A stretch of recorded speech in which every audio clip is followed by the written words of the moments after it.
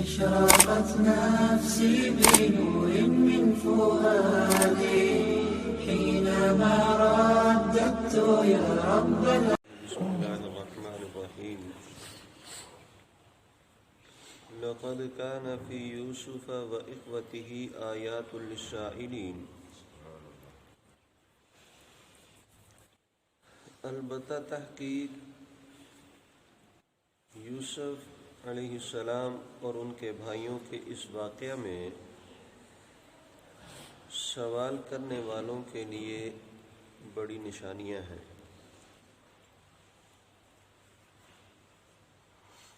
اذ قالوا ليوسف واخوه احب الى ابينا منا ونحن عصبة، جبکہ یوسف علیہ السلام کے سوتیلے بھائیوں نے آپس میں یہ کہا کہ ہمارے والد کو ہمارے مقابلے میں ہمارے بھائی یوسف اور اس کے بھائی بنیامین سے زیادہ محبت ہے۔ ان ابانا لفی ضلال مبین، بے شک ہمارے والد اس معاملے کے اندر غلطی پر ہیں۔ اقتلوا یوسف،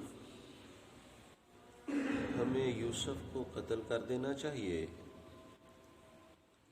او اطرحوه ارضا یخل لکم وجہ ابیکم، یا اسے کسی گہرے کنویں میں ڈالانا چاہیے تاکہ ہمارے باپ کی توجہ ہمارے لیے خالی ہو۔ وَتَكُونُوا مِن بَعْدِهِ قَوْمًا صَالِحِينَ، اور پھر اس کے بعد ہم سارے اللہ کی طرف رجوع کرنے والے اور نیک بن جائیں گے۔ قال قائل منهم لا تقتلوا یوسف، انہی میں سے ایک کہنے والے نے کہا کہ یوسف کو قتل نہ کرو۔ وَأَلْقُوهُ فِي غَيَابَتِ الْجُبِّ، اسے کسی گہرے کنویں میں ڈال دو۔ یلتقطہ بعض السیارہ، کہ وہاں سے کوئی قافلہ اسے اٹھا لے گا۔ ان کنتم فاعلین، اگر تم ایسا کرنا ہی چاہتے ہو۔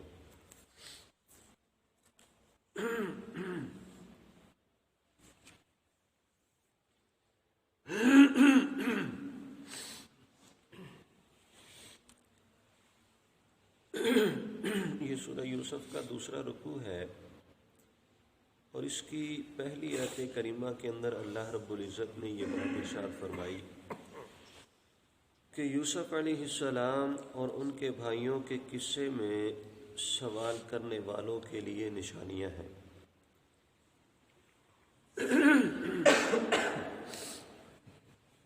اب ذہن میں یہ سوال پیدا ہوتا ہے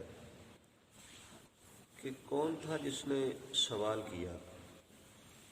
جس کے متعلق اللہ رب العزت یہ بات ارشاد فرمائی۔ تو مفسرین نے اس کی تشریح کے اندر دو باتیں بیان کی ہیں۔ پہلی بات تو یہ ہے کہ اہل مکہ کے مشرک جو تھے، ان لوگوں نے آپ صلی اللہ علیہ وسلم سے یہودیوں کے کہنے پہ یہ سوال کیا تھا کہ حضرت ابراہیم علیہ السلام تو بابل شہر سے چلے اور شام اور فلسطین کے اندر ان کی اولاد پھیلی، لیکن یوسف علیہ السلام ابراہیم علیہ السلام کی اولاد میں سے ہی ہے، اور یوسف اور جو ان کے بھائی ہیں ان کی اولاد بنی اسرائیل کہلاتی ہے۔ تو بنی اسرائیل کا مصر کے ساتھ کیا تعلق ہے؟ کیونکہ حضرت ابراہیم علیہ السلام کے بیٹے تھے حضرت اسحاق علیہ السلام، اور حضرت اسحاق علیہ السلام کے بیٹے تھے حضرت یعقوب علیہ السلام، اور حضرت یعقوب علیہ السلام کے بیٹے ہیں حضرت یوسف علیہ السلام۔ تو ان کے آباء و اجداد کا تعلق تو شام اور فلسطین کے ساتھ ہے۔ تو یہ بنی اسرائیل مصر کے اندر کیسے پہنچے؟ یہ یہودیوں کا سوال تھا مشرکین مکہ کے ذریعے آپ صلی اللہ علیہ وسلم سے۔ تو اللہ رب العزت نے ان کے اس سوال کا جواب دیا اس سورہ یوسف کے اندر۔ اور دوسرا سوال انہی اہل مکہ میں سے جو اہل ایمان تھے، جو مسلمان تھے، مفسرین کی رائے یہ ہے کہ جس وقت یہ سورہ یوسف نازل ہوئی تو اس وقت مکہ کے مشرکوں کا مسلمانوں کے اوپر جو ظلم و ستم تھا وہ اپنے عروج پہ تھا، اور اہل ایمان بڑی تنگی اور پریشانی کی زندگی گزار رہے تھے۔ تو انہوں نے آپ صلی اللہ علیہ وسلم سے عرض کی کہ اے اللہ کے رسول، ہمیں ان ظالموں کے ظلم سے آخر کب نجات ملے گی؟ تو اللہ رب العزت نے سورہ یوسف کو نازل فرما کے انہیں اس بات کی بشارت دی کہ جیسے یوسف کے بھائیوں کا اس کے اوپر ظلم و ستم دیر پا اور ہمیشہ باقی رہنے والا نہیں تھا، ایسے ہی آپ کے ان بھائیوں کا، چونکہ ان کے خاندان، برادری اور قبیلے وہی تھے، تو اللہ رب العزت نے صحابہ اکرام کو تسلی دی کہ آپ کے لیے بھی یہ سختی کے دن سدا نہیں رہیں گے، بلکہ ایک وقت ایسا آئے گا کہ یوسف کی طرح اللہ رب العزت آپ کو بھی خوشحالی نصیب فرمائیں گے۔ تو بہرحال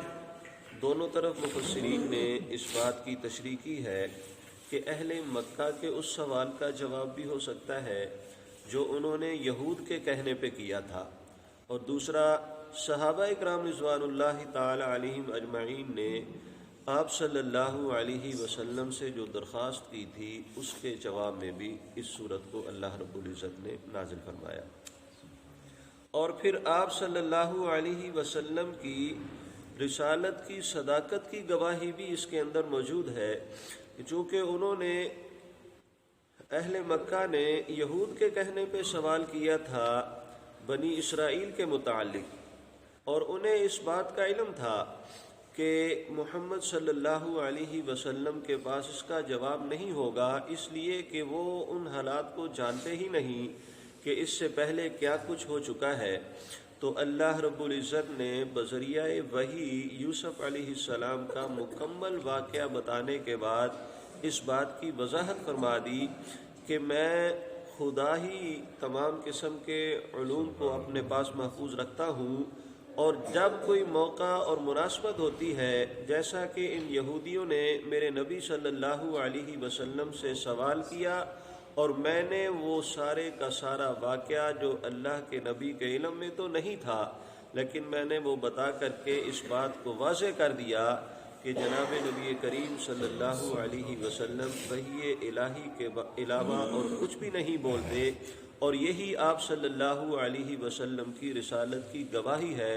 کہ اللہ رب العزت نے یوسف علیہ السلام کے سارے واقعہ کو آپ صلی اللہ علیہ وسلم پہ کھول کر بیان فرمایا،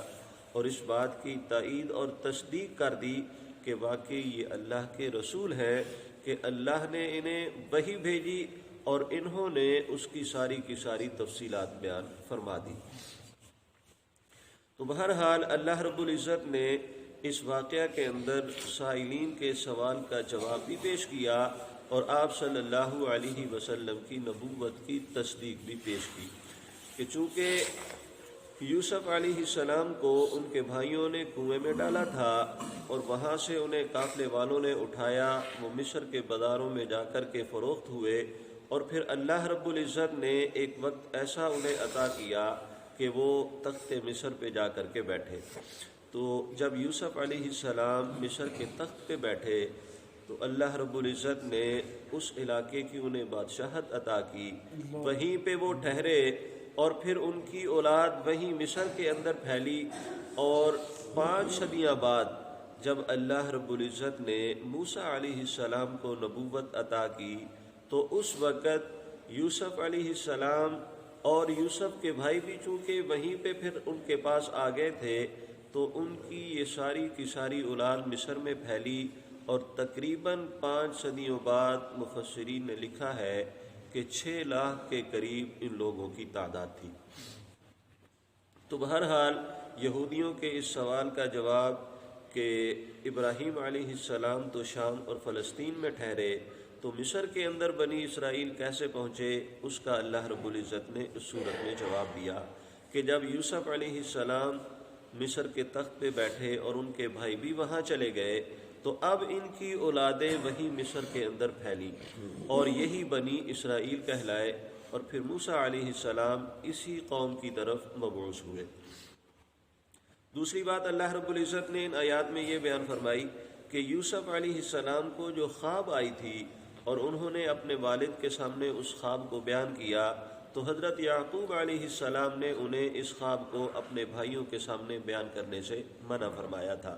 اور اس کی وجہ یہ تھی کہ یوسف علیہ السلام اور ان کے والدہ کی طرف سے جو دوسرے بھائی تھے بنیامین، جب وہ بنیامین پیدا ہوئے تو ان کی والدہ فوت ہو گئی، اور ان کی والدہ کی وفات کی وجہ سے چونکہ یہ بھائیوں میں سب سے چھوٹے تھے تو حضرت یعقوب علیہ السلام کی توجہ ان کی طرف زیادہ تھی۔ چونکہ والدہ کی محبت تو انہیں ملی نہیں تو اس لیے یعقوب علیہ السلام کو ان کی زیادہ فکر رہتی تھی، اسی لیے ان سے محبت بھی زیادہ ہوتی تھی، اور دوسرے بھائی جو تھے وہ بڑے تھے، وہ اپنے دوسرے کام کاج میں مصروف رہتے تھے، لیکن ان کو یہ بات پسند نہ آئی اور انہیں یہ بات گوارا نہ ہوئی، اور انہوں نے یوسف علیہ السلام کے متعلق سازش تیار کرنا شروع کی۔ اور آپ صلی اللہ علیہ وسلم کے ساتھ اس کی مناسبت یوں ہے کہ آپ صلی اللہ علیہ وسلم نے جب اہل مکہ کو دین حق کی دعوت دی اور وہ اسے قبول کرنے کے لیے تیار نہ ہوئے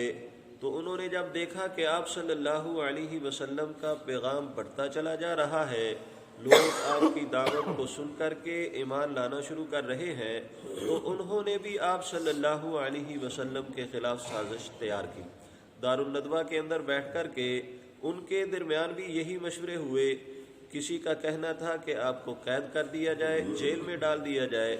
کسی کا کہنا تھا کہ آپ کو جلاوطن کر دیا جائے، اور کسی کا کہنا یہ تھا کہ آپ کو علیاذ باللہ قتل کر دیا جائے، اور فیصلہ بھی اسی پہ ہوا تھا کہ آپ صلی اللہ علیہ وسلم کو قتل کر دیا جائے، ہر قبیلے سے ایک فرد کو لیا جائے تاکہ قصاص لینا ان کے لیے مشکل ہو جائے۔ یوسف علیہ السلام کے بھائیوں نے بھی یہی مشورہ کیا کہ یا تو انہیں قتل کر دیا جائے